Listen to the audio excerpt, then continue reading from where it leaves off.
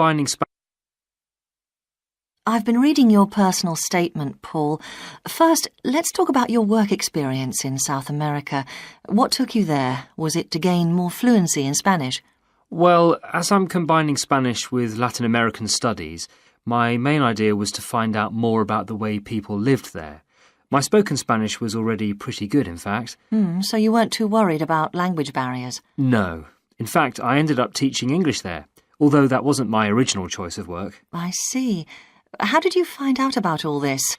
I found an agency that runs all kinds of voluntary projects in South America. What kind of work?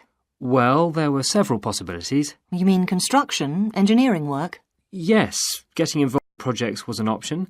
Then there was tourism, taking tourists for walks around the volcanoes, which I actually chose to do, and then there was work with local farmers.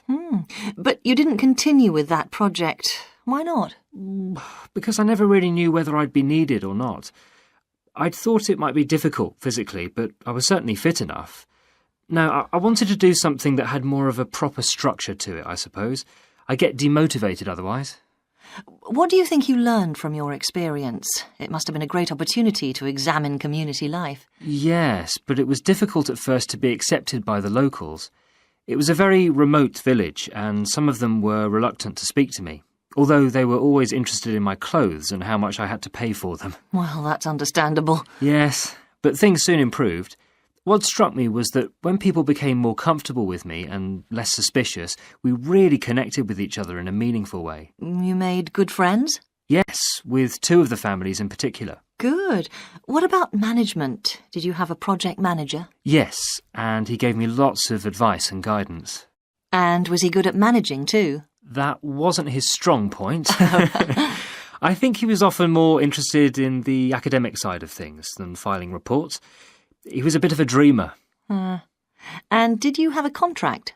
I had to stay for a minimum of 3 months. My parents were surprised when I asked to stay longer, 6 months in the end. I was so happy there.